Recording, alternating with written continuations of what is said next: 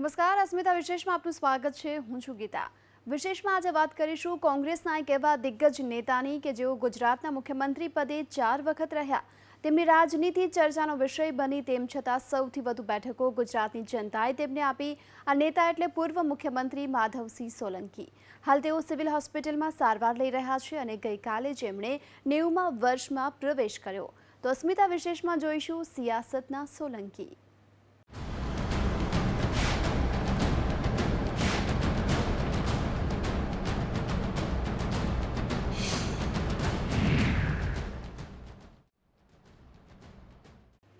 ગુજરાતમાં એ વખતે મુખ્યમંત્રી માધવસિંહ સોલંકીના વડપણમાં પંજો મજબૂત હતો. એટલો મજબૂત કે ગુજરાતની રાજનીતિમાં એ રેકોર્ડને આજ સુધી કોઈ તોડી નથી શક્યું, કેમ કે ગુજરાતને મળ્યા હતા એક પત્રકાર મુખ્યમંત્રી.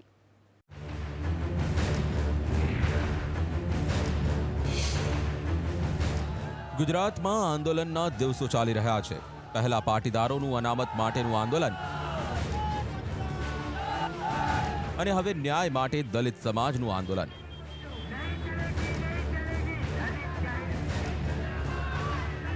આ માહોલમાં શાસકે કેવો નિર્ણય લેવો જોઈએ?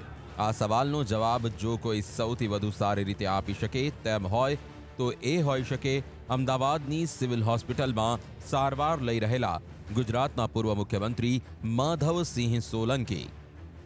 શ્રી નરસિંહ રાવ જ્યારે વડાપ્રધાન હતા ત્યારે એમના મુખ્ય સલાહકારમાં અને જેમની સલાહ વડાપ્રધાન પણ ખૂબ ધ્યાનથી સાંભળતા એવા માધવસિંહભાઈ આજે પણ ગુજરાતની પરિસ્થિતિ વિશે ખૂબ સારું જ્ઞાન ધરાવે છે. આજે હવે શું કરવું એ પ્રશ્નમાં આપણે માધવસિંહભાઈ જેવા ચિંતન કરનારા, સમાજના વંચિત વર્ગોની ખેવના કરનારા કોઈક નેતા મળે એવી આશા રાખીએ. નાદુરસ્ત તબિયતના લીધે તબીબોએ માધવસિંહ સોલંકીને આરામ કરવાની સલાહ આપી છે. તેમની કારકિર્દીની શરૂઆત પત્રકારત્વથી થઈ હતી. અમારે ત્યાં વોમિટિંગની ફરિયાદ કરતા હતા, વજન ઘટી ગયું એવી ફરિયાદ કરતા હતા અને એના માટે દાખલ કરવામાં આવે છે. એમને અમારી દવાથી ઘણું સારું છે. એ 90મા વર્ષમાં પ્રવેશ કરી રહ્યા છે. અમે આપણે ભગવાનને પ્રાર્થના કરીએ, વિશ કરીએ કે એ વધુ લાંબુ આયુષ્ય જીવે અને આપણે એમને ખૂબ ખૂબ અભિનંદન આપીએ છીએ. 40 વર્ષથી વધારે રાજકારણમાં રહ્યો. 4 વખત મુખ્યમંત્રી બનવાની તક મળી. કેન્દ્રના આયોજન મંત્રી અને વિદેશ મંત્રી થવાની પણ તક મળી. પણ આ બધાના આરંભમાં મારી કારકિર્દીની શરૂઆત તો પત્રકાર તરીકે જ મેં કરી હતી. હું સબ એડિટર હતો અને મારો સૌથી વધારે આનંદનો સમય હતો. ગુજરાત કોંગ્રેસના એક સમયના દિગ્ગજ નેતા માધવસિંહ સોલંકીએ 4 વખત ગુજરાતનું મુખ્યમંત્રી પદ સંભાળ્યું હતું. કેન્દ્રમાં પીવી નરસિંહા રાવની સરકાર હતી ત્યારે તેમણે વિદેશ મંત્રી તરીકે પણ કામ કર્યું. તેમના 90મા જન્મદિવસે સિવિલમાં કોંગ્રેસના તમામ નેતાઓ શુભેચ્છાઓ આપવા પહોંચ્યા. ગુજરાતના લોકો મારા પિતાને જન્મદિવસની શુભેચ્છા પાઠવવા માટે હંમેશા બહુ મોટી સંખ્યામાં આવતા હોય છે. ગુજરાતમાં જે નાજુક પરિસ્થિતિ થઈ એથી એમણે નક્કી કર્યું કે મારો જન્મદિવસ ઉજવવો નથી. કમનસીબે એમની તબિયતમાં એમને 3-4 ઉલટીઓ થઈ. ગાંધીનગર ડૉક્ટર પાસે સલાહ લીધી, દવા આપી, પરંતુ વધારે તબિયત ઠીક નહીં લાગતા સિવિલ હોસ્પિટલમાં દાખલ કર્યા છે. આમ તો જનરલી દર વર્ષે એમનો જન્મદિવસ ગાંધીનગર સર્કિટ હાઉસ અથવા ઘરે કે ઉજવાતો હોય છે.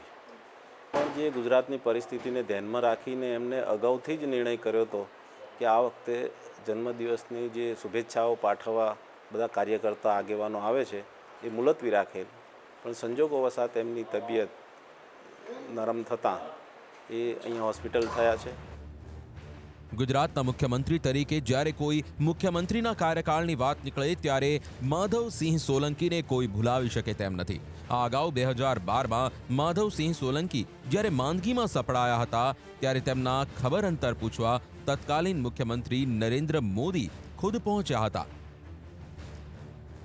ગુજરાતના રાજકારણમાં માધવસિંહ સોલંકીના નામે અનેક રેકોર્ડ નોંધાયેલા છે. માધવસિંહ સોલંકી નેતા તો હતા જ, સાથે સાથે સાહિત્ય સાથે પણ ગાઢ નાતો ધરાવતા. નાતો એવો કે મુખ્યમંત્રી હતા ત્યારે પણ એમની ગાડીમાં પુસ્તકો રહેતા.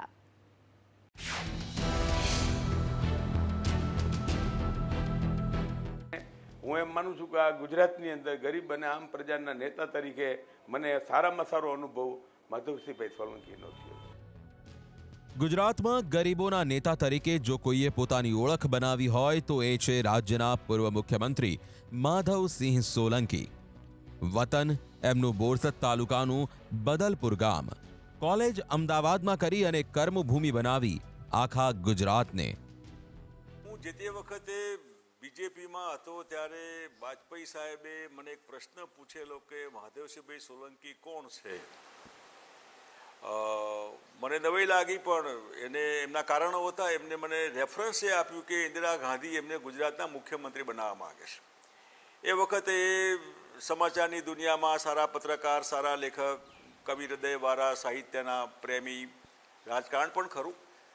અને એ જે ઇન્દિરાબેને પસંદ કર્યા એમને માધવસિંહભાઈને, એ એમને સૂર્યોદય જે કહી શકાય. જ્યારે ગુજરાતમાં બાઉભાઈની સરકાર હતી ત્યારે ઝીણાભાઈએ આગેવાની લઈને, ઝીણાભાઈ અને હરિવલ્લભ પરીખે આગેવાની લઈને પહેલીવાર ગુજરાતમાં ઇન્દિરાજીને બોલાવેલા આદિવાસી વિસ્તારમાં, અને ત્યારથી પછાતોમાં ઇન્દિરાનું એક ઘેલું લાગેલું. તે વખતનું આખું વાતાવરણ એવું હતું કે ઓર્ગેનાઇઝેશનલ કોંગ્રેસ, ત્યારે તો ભાજપ તો હતી જ નહીં લગભગ, ઓર્ગેનાઇઝેશન કોંગ્રેસમાં પટેલોનું, બ્રાહ્મણોનું, વાણિયાઓનું એમનું વર્ચસ્વ હતું. એટલે પછાતોમાં, ગામડાના લોકોમાં ઇન્દિરા માટેનો એક ક્રેઝ ઊભો થયેલો. અને એવી સ્થિતિમાં માધવસિંહ મુખ્યમંત્રી બન્યા એટલે એમ કહી શકાય કે સમાજના ભદ્ર વર્ગથી નીચે જઈને જો પ્રતિનિધિત્વ, એ પોતે પણ ઓબીસીના હતા, એટલે ભદ્રવર્ગથી નીચે જઈને કોઈ ગુજરાતમાં મુખ્યમંત્રી બન્યા હોય તો એ માધવસિંહ પહેલો દાખલો છે. ગુજરાત વિધાનસભામાં પોતાના પક્ષને જો કોઈ નેતાએ સૌથી વધુ બેઠક અપાવી હોય તો તે છે માધવસિંહ સોલંકી, જેમની આગેવાનીમાં કોંગ્રેસ 1985ની ચૂંટણીમાં વિધાનસભાની 182 બેઠકોમાંથી 149 બેઠકો જીતી હતી. તેમનો 149 બેઠકો જીતવાનો રેકોર્ડ 12-14 વર્ષ મુખ્યમંત્રી પદે રહેવા છતાં નરેન્દ્ર મોદી પણ તોડી શક્યા નહોતા. ગુજરાતમાં તેમના કાર્યકાળમાં જ ઇન્દિરા કોંગ્રેસ મજબૂત થઈ અને તેમના પછી જ કોંગ્રેસના પાયા ઢીલા પડ્યા. 1985માં માધવસિંહભાઈની આગેવાની નીચે ગુજરાતના ઇતિહાસમાં કદી પણ વિધાનસભામાં ધારાસભ્યોની સંખ્યા ના આવી એટલી 149ની સંખ્યા આજ તારીખ સુધીમાં ગુજરાતમાં કોઈ પણ પક્ષ લઈ આવી શક્યો નથી. એ એમનો એક આગવું પ્રદાન છે. ગુજરાતના આ પૂર્વ મુખ્યમંત્રી હાલ ભલે હોસ્પિટલના બિછાને આરામ કરી રહ્યા હોય, ગઝલ અને કવિતાઓ સાથેનો નાતો તેમણે તોડ્યો નથી. આમ આદમી સાથે ભળી જવાની ખાસિયતે જ એમને લોકપ્રિય નેતા તરીકેના બિરુદ સુધી પહોંચાડ્યા. વિદ્યાર્થી કાળમાં, પત્રકારત્વ દરમિયાન અને એ પછી મુખ્યમંત્રી હતા ત્યારે પણ માધવસિંહ સોલંકીનો વાંચનનો શોખ જળવાઈ રહ્યો. એના સાક્ષી છે ગુજરાતના પૂર્વ એડિશનલ ચીફ સેક્રેટરી રવિ સક્સેના. એક વખત હું બોરસદના ગેસ્ટ હાઉસમાં સાહેબને મળેલો, ત્યારે મેં જોયું કે એ એમની ગાડીમાં અંગ્રેજીની ફિક્શન અને નોન ફિક્શનની ઘણી ચોપડીઓ પાછળના ભાગમાં પડેલી હતી. એટલે મેં પૂછેલું કે સાહેબ તમે શું વાંચતા હતા હમણાં? એટલે સાહેબે જે ચોપડીનું નામ લીધું એ હમણાં જ પ્રકાશિત થયેલી હતી. એટલે એમને પૂછેલું મને કે તમે વાંચી લીધી? અને મને લાગ્યું કે અમે તો ખરેખર હવે આ લિટરેચર વાંચવાનું ટાઈમ પણ નથી રહેતો, પણ એ આવું જે ઇંગ્લિશનું જે લિટરેચર હતું એમાં વાંચવામાં બહુ અદ્યતન હતા. મહાદેવસિંહભાઈ સંબંધોના માણસ, સંબંધોના ભૂખ્યા કહી શકાય. કોઈ માણસ આવે તો કલાકો સુધી વાતો કરવી, બેસવી, સવિશેષ સાહિત્યની, ગઝલોની, કવિતાની. આજે બી ગઝલ તમે પૂછો તો એ ગઈ બતાવે આપણને, અને યાદશક્તિ બી બહુ સારી. માધવસિંહ સોલંકીએ ગુજરાતની રાજનીતિમાં પગ મૂક્યો ત્યારે ગુજરાત અલગ રાજ્ય નહોતું બન્યું. 1957માં બોમ્બે સ્ટેટમાં પહેલી વખત ધારાસભ્ય તરીકે ચૂંટાયા. પૂર્વ સહકાર મંત્રી જયંતિભાઈ કાલરિયાના પિતા પણ તેમની સાથે ધારાસભ્ય હતા. ઇન્દિરા ગાંધી પ્રધાનમંત્રી બન્યા ત્યારે ગુજરાતમાં માધવસિંહ સોલંકી મહેસૂલ મંત્રી બન્યા હતા અને 24 ડિસેમ્બર 1976માં પહેલી વખત તેઓ મુખ્યમંત્રી બન્યા. પ્રથમ ટર્મમાં તેઓ 10 એપ્રિલ 1977 સુધી એટલે કે 108 દિવસ મુખ્યમંત્રી પદે રહ્યા હતા. બીજી વખત મુખ્યમંત્રી બન્યા 7 જૂન 1980માં.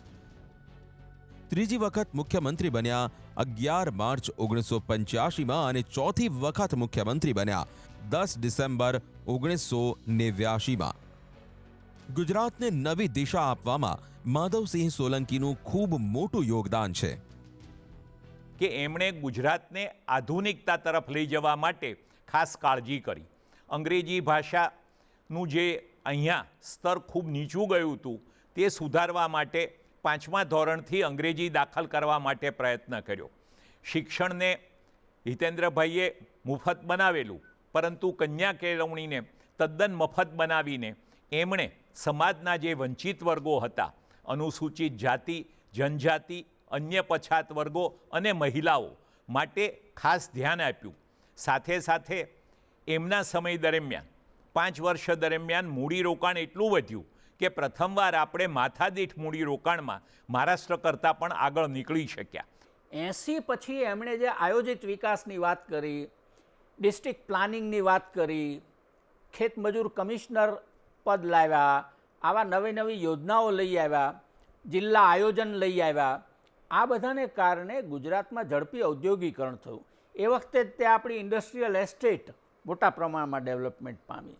એટલે ગુજરાતમાં પહેલાં જે લોકો બહાર જતા હતા એના બદલે ગુજરાતમાં ઇન માઇગ્રેશન શરૂ થયું. એ 80 પછીનો ટ્રેન્ડ છે. એટલું જ નહીં, પણ સ્પીડી અર્બનાઇઝેશન, ભારતના અન્ય રાજ્યો કરતાં ઝડપી શહેરીકરણની વાત એ અહીંયા આવી. પોતાની રાજકીય સૂઝબૂઝ, કામ કરવાની ઢબ અને નાના માણસ સાથે નાના બનીને કામ કરવાની તેમની આવડત લોકોને ખૂબ પસંદ પડતી. એ વખતના ગુજરાત સરકારમાં કામ કરતા અધિકારીઓ પણ તેમની સરળતાને યાદ કરે છે. નવી પેઢી નહીં જાણતી હોય પણ ખામ થિયરી ગુજરાતની સિયાસતની એક સમયની સફળ ફોર્મ્યુલા હતી. આજ થિયરીએ ગુજરાતની રાજનીતિમાં સોલંકીને બનાવ્યા હતા સિંહ. ગુજરાતના પૂર્વ મુખ્યમંત્રી માધવસિંહ સોલંકીને ઓળખવામાં આવે છે તેમના કાર્યકાળને કારણે. તેમને ઓળખવામાં આવે છે ખામ થિયરીને કારણે. ખામ થિયરી શું છે? કે એટલે ક્ષત્રિય, એચ એટલે હરિજન, એ એટલે આદિવાસી અને એમ એટલે મુસ્લિમ. આ 4 શબ્દોને ભેગા કરીને ગુજરાતમાં નવી રાજનીતિનો ઉદય કરવાનું જો કોઈએ કામ કર્યું હોય તો એ બેશક ગુજરાતના પૂર્વ મુખ્યમંત્રી માધવસિંહ સોલંકી છે. ખામ થિયરીએ જ કોંગ્રેસને ગુજરાતમાં વર્ષ 1985માં વિધાનસભાની 149 બેઠકો અપાવી હતી. ખામ થિયરી એ ગુજરાતના રાજકારણમાં એક ક્વોલિટેટિવ ચેન્જ છે. તે વખતે જે સંગઠન કોંગ્રેસ હતી તેના ટેકેદારો કોણ હતા? બ્રાહ્મણ, વાણિયા, પાટીદાર, એટલે સમાજનો ઉપલો વર્ગ હતો. અને રાજાઓ પણ થોડા ઘણા અંશે હતા, પણ રાજાઓ સ્વતંત્ર પક્ષમાં ભળતા જતા હતા. એટલે ઓર્ગેનાઇઝેશનલ કોંગ્રેસ સામે જો ઇન્દિરા કોંગ્રેસને જમાવવી હોય તો જો આ સોશિયલ બેઝ ઓર્ગેનાઇઝેશનલ કોંગ્રેસનો છે તો ઇન્દિરા કોંગ્રેસ માટે નવો સોશિયલ બેઝ ઊભો કરવો પડે. આની ચર્ચા એ દિવસોમાં ઇન્દિરાજી અહીંયા આવ્યા ત્યારે થઈ હતી. હરિવલ્લભ પરીખ, સનત મહેતા અને જીણાભાઈ દરજીની રંગપુરમાં ચર્ચા ચાલી અને એ ચર્ચામાં પછી માધવસિંહે ભાગ લીધો અને એમાંથી એવું નક્કી આવ્યું કે જો વાણિયા બ્રાહ્મણ પાટીદારો ઓર્ગેનાઇઝેશન કોંગ્રેસને ટેકો કરતા હોય તો ક્ષત્રિય, હરિજન, આદિવાસી અને મુસ્લિમ, KHAM ખામ, એ ઇન્દિરા કોંગ્રેસનો પાયો બની શકે. એટલે આમ તમે જોવા જાઓ તો સમાજના નબળા વર્ગો એ ઇન્દિરા કોંગ્રેસનો પાયો છે. અને એ નબળા વર્ગોની ટકાવારી કેટલી હતી? એ નબળા વર્ગોની ટકાવારી 80% હતી અને પેલા લોકોની ટકાવારી 20% હતી. એ વખતે શંકરસિંહ વાઘેલા ભાજપના નેતા હતા અને વિધાનસભામાં વિપક્ષના નેતા છે. જો કે ખામ થિયરી જ સફળતાની સીડી હતી એવું તેઓ નથી માનતા. એમાં જે ખામ થિયરી ઝીણાભાઈ દરજી જે પોતે ગરીબલક્ષી માણસ હોઈ શકે કે કોઈ સમાજના એ વિરોધી હોઈ શકે, પરંતુ ખામ એટલે ક ક્ષત્રિય, એચ હરિજન, આદિવાસી, એમ મુસ્લિમ, આ બે જ કોંગ્રેસનો વર્ષો સુધી રહ્યો છે. એટલું જ નહીં, મને કહેવા દો કે પટેલ સમાજ કોંગ્રેસ ઓ સાથે બહુ વર્ષો સુધી એ બી ગાંધીયન અને મોરારજીભાઈની બહુ મોટી વિચારોની અસર એ સમાજ ઉપર, અને એ સમાજ ધીરે ધીરે કોંગ્રેસ એમાં બી ડાયવર્ટ થયો. અત્યારે ઘણા બીજેપીમાં છે, હવે એમાંથી બી ડાયવર્ટ થઈને કોંગ્રેસ પાસે આવી રહ્યા છે. માધવસિંહ સોલંકીના મુખ્યમંત્રી પદના કાર્યકાળમાં ગુજરાત અનામત આંદોલનનું સાક્ષી બન્યું. અનામત હટાવવા માટે ગુજરાતમાં તોફાન શરૂ થયા. એ તોફાનોમાં સૌથી વધુ ગરમ હતું અમદાવાદ, અને આ જ તોફાનોએ પ્રચંડ બહુમતીથી ચૂંટાયેલા માધવસિંહ સોલંકીને સીએમ પદ છોડવા મજબૂર કર્યા. આટલી બધી બહુમતી આવે અને છતાં મુખ્યમંત્રી પદ છોડવું પડે એ જરા નવાઈ લાગે એવી વાત છે. પણ અત્યારે જે પાટીદાર આંદોલન ચાલી રહ્યું છે તેના કરતાં તદ્દન વિરોધનું આંદોલન ચાલ્યું હતું. નબળા વર્ગોને આગળ લાવવા માટે અને રિઝર્વેશનની ગણતરીને લોજિકલ આગળ લઈ જવા માટે એમણે કામ એવું કર્યું કે કેરી ફોરવર્ડ અને ઇન્ટરચેન્જેબિલિટીના રૂલ્સ લાવ્યા. એની ટેકનિકલ ડિટેલમાં આપણે અત્યારે નહીં જઈએ, પણ એ જે રૂલ લાવ્યા તેને કારણે મુખ્યત્વે પાટીદારોને એમ થયું કે આ તો અમને નોકરીઓમાં બહુ જ મુશ્કેલી પડશે, એટલે એમણે 81માં અને 85માં બે એન્ટી રિઝર્વેશન રાયટ્સ કરેલા, આંદોલનો કરેલા. અને એ આંદોલનોમાં 85ના આંદોલનમાં એ એન્ટી રિઝર્વેશન રાઇટ એટલા બધા મોટા પ્રમાણમાં આવ્યું કે એમના હાઈકમાન્ડે એમ વિચારવું પડ્યું કે આ માધવસિંહ જે આત્યંતિક રીતે એક બાજુ ખેંચી જાય છે તેને કારણે સમાજનો પ્રભાવી વર્ગ નાબૂદ થાય છે. જો આ રીતે ખેંચી જશે તો માધવસિંહ સ્ટેટ ઇકોનોમીને મેનેજ નહીં કરી શકે. એમની સામે વિરોધ વધતો જતો હતો પ્રચ્છન્ન રીતે, એટલે પછી માધવસિંહને કોંગ્રેસની બહુમતી હોવા છતાં માધવસિંહને ખસેડવા પડ્યા. ગુજરાતમાં આંદોલન કાળના તબક્કાને બાદ કરીએ તો પૂર્વ મુખ્યમંત્રી માધવસિંહ સોલંકીના કાર્યકાળમાં ઘણા કામ થયા. મધ્યાહન ભોજનની યોજનાની શરૂઆત ગુજરાતમાં તેમણે કરાવી. ગુજરાતમાં જીઆઈડીસીનો વિકાસ અને ઉદ્યોગોને લાવવાનું કામ પણ તેમના સમયમાં શરૂ થયું. નીચલા તબક્કાના વર્ગ માટે પણ એમણે અનેક કામ કર્યા. એ કારણે જ હજુ પણ ગરીબ મતદારો કોંગ્રેસની વોટ બેંક ગણાય છે. 1989માં હું જ્યારે એમની સરકાર બની ત્યારે સહકાર ખાતાનો મિનિસ્ટર બન્યો, અને એ વખતે એમને નાના અને આમ ગરીબ લોકોના 100 વારના પ્લોટ, મકાનો, સાસડીની જમીન એવા અનેક કાર્યક્રમો આપેલા. એમના તમામ કાર્યક્રમો આમ પ્રજા માટે, ખેડૂતો માટે અને ગરીબ લોકો માટેના હતા. અને સમગ્ર ગુજરાતમાં કોઈ પણ ગામમાં ઇન્દિરા ગાંધીનો જે 20 મુદ્દાનો કાર્યક્રમ ચાલતો હતો એનો બરાબર અક્ષરશ જો અમલ કોઈએ કર્યો હોય તો માધવસિંહભાઈ સોલંકીની સરકારના વડપણ નીચે થયો છે. માધવસિંહભાઈએ સામાન્ય માણસો માટે, ગરીબ સમાજ માટે, ગુજરાતના ઔદ્યોગિક વિકાસ માટે પણ ઘણા સારા પગલાં લીધેલા. અને ગુજરાતમાં જીઆઈડીસી જે અત્યારે ઇન્ડસ્ટ્રીયલ ડેવલપ જે કહેવાય ગુજરાત, એનું મૂળ કારણ જે તે વખતના બધા મુખ્ય પ્રધાનોએ બહુ સમદ્રષ્ટિ રાખીને ગુજરાતનો વિકાસ એ પ્રાધાન્ય, એમાં પક્ષાપક્ષી ન હોઈ શકે, સમાજ ન હોઈ શકે, ઇન્ડસ્ટ્રીયાલિસ્ટોની પ્રેશર ફેવર ન હોઈ શકે, પણ ગુજરાતને શું જોઈએ તો ઇન્ડસ્ટ્રીયલ એસ્ટેટ, જીઆઈડીસી જોઈએ, પાવર જોઈએ, રસ્તા જોઈએ, પીવાનું પાણી જોઈએ, વગેરે વગેરે. એમાં ઘણા સારા કામ કહી શકાય એવા એમના ટેન્ડરમાં થયેલા. 4 વખત ગુજરાતનું મુખ્યમંત્રી પદ સંભાળ્યું તો કેન્દ્રમાં વિદેશ મંત્રી તરીકે પણ જવાબદારી નિભાવી. પીવી નરસિંહ રાવની સરકારમાં તારીખ 21 જૂન 1991થી 31 માર્ચ 1992 સુધી તેમણે વિદેશ મંત્રી તરીકેની જવાબદારી સંભાળી હતી. માધવસિંહ સોલંકીના પ્રદેશ નીતિ દરમિયાન એણે જે હિન્દુસ્તાનની ચાલી આવતી જે પ્રદેશ નીતિ હતી કે રશિયાથી માંડીને તમારા જે મિત્રો હતા એ કોઈ તમારાથી દૂર નહોતા ગયા. આજે આપણે જોઈ શકીએ છીએ કે આજના વડાપ્રધાનને કારણે રશિયા જે કાયમી તમારું મિત્ર હતું, તમારે માટે વીટો વાપરતું હતું, એ રશિયા તમારાથી દૂર થઈ ગયું, નેપાળ તમારું દુશ્મન થઈ ગયું, લંકા તમારું દુશ્મન થઈ ગયું. માધવસિંહ સોલંકી એ બાબતમાં સંપૂર્ણપણે સફળ થયા હતા, પરંતુ એને કોઈ પણ રીતે ફસાવવામાં આવ્યા અને ફસાવ્યા હોવાને કારણે એને એનું પદ છોડવું પડ્યું, પણ આખરે એ નિર્દોષ છૂટ્યા. ગુજરાતમાં જ્યારે પ્રચંડ બહુમતીથી ચૂંટાયા ત્યારે જ મુખ્યમંત્રી પદેથી રાજીનામું આપવું પડ્યું, તો કેન્દ્રમાં જ્યારે સારી રીતે વિદેશ મંત્રી તરીકેની કામગીરી કરી રહ્યા હતા ત્યારે જ રાજીનામું આપવું પડ્યું. કારણ હતું ભ્રષ્ટાચારનો આરોપ. જો કે પછી તેઓ નિર્દોષ છૂટ્યા.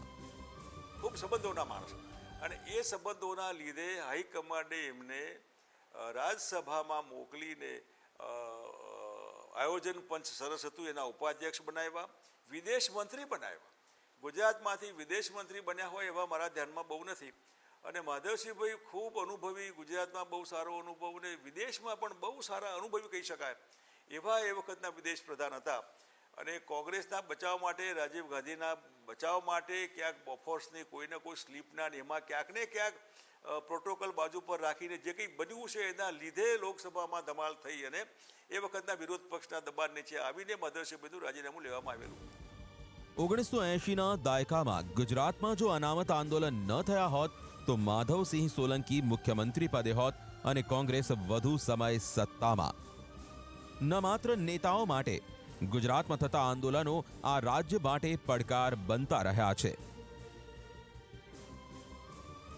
એક મુખ્યમંત્રી તરીકે શું ચોક્કસ વર્ગને લક્ષ્યમાં રાખીને કામ કરવાની સિયાસત યોગ્ય હતી? માધવસિંહ સોલંકી માટે આ સવાલ ત્યારે પણ પૂછાતો હતો અને આજે પણ પૂછાય છે, અને શક્ય છે કે સમય આવતીકાલે પણ એનો જવાબ માંગે. આણંદ એમનો જિલ્લો છે, બોરસદ તાલુકો અને બદલપુર ગામ એમનું વતન. તો જોઈએ માધવસિંહ સોલંકીના વતનનો એક અહેવાલ. હિંચકામાં બેસીને નિવૃત્ત જિંદગી વિતાવી રહેલા આ છે પૂર્વ IAS અધિકારી કુલીનચંદ્ર યાજ્ઞિક. માધવસિંહ સોલંકીની સરકારમાં તેઓ 3 વર્ષ સુધી તેમના સેક્રેટરી તરીકે સેવા આપી ચૂક્યા છે. ગુજરાત અત્યારે આંદોલનના તબક્કામાંથી પસાર થઈ રહ્યું છે, ત્યારે 1985માં કઈ રીતે માધવસિંહ સોલંકીએ આંદોલનના સમયમાં કામ કર્યું હતું તેના તેઓ સાક્ષી છે. 85ની પહેલાં પણ શિક્ષણમાં અનામત આવ્યું ત્યારે એમની સામે એક ચૂંટણી ઊભી થઈ હતી.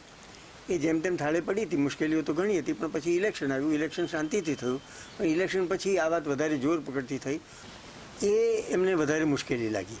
બાકી એ સિવાયના જે પ્રોબ્લેમો હતા ગુજરાતના, એમાં એમને કોઈ ઝાઝી મુશ્કેલી એડમિનિસ્ટ્રેટિવલી પડી નથી, અને બ્યુરોક્રેસી તરફથી તો ખાસ મુશ્કેલી હતી જ નહીં.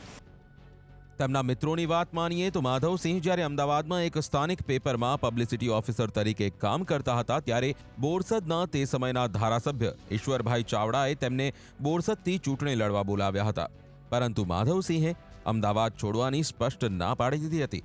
જો કે બાદમાં ખેડા જિલ્લાના આગેવાન માધવલાલ શાહે માધવસિંહને સમજાવતા આખરે તેઓ ચૂંટણી લડવા તૈયાર થયા હતા. ઈશ્વરભાઈ ચાવડા જે ધારાસભ્ય થયેલા એમને રાજીનામું આપવું પડ્યું. શું કંઈ કારણસર હવે રાજીનામું આપ્યું એટલે એમની જગ્યાએ કોને લેવા, આ એક પ્રશ્ન આવીને ઉભો રહ્યો. દરમિયાનમાં માધવલાલ શાહ ત્યાં ગયા અને એમને સમજાયા અને રાજકારણમાં આવ્યા. મુંબઈ વિધાનસભાથી શરૂ કરીને પ્રદેશ કોંગ્રેસ સમિતિના પ્રમુખ હોય કે ગુજરાતના મુખ્યમંત્રી બન્યા પછી એમણે જોયું કે ગુજરાતનો જો ખરેખર વિકાસ કરવો હોય તો સૌથી પહેલું શિક્ષણને પ્રાધાન્ય આપવું જોઈએ. જેથી કરીને એમના જ શાસનકાળમાં એમણે મફત કન્યા કેળવણી શરૂ કરી અને શિક્ષણને વેગ મળે એટલા માટે મધ્યાહન ભોજન યોજનાની પણ શરૂઆત કરી. તો નટવરસિંહ મહિડા પણ માધવસિંહ સોલંકીની સાદગીથી ભારે પ્રભાવિત છે. તેમના પિતા જ્યારે માધવસિંહ સોલંકીને ગાંધીનગર મળવા જતા ત્યારે સામે ચાલીને તેમને તેઓ પોતાની ઓફિસમાં બોલાવવા આવતા.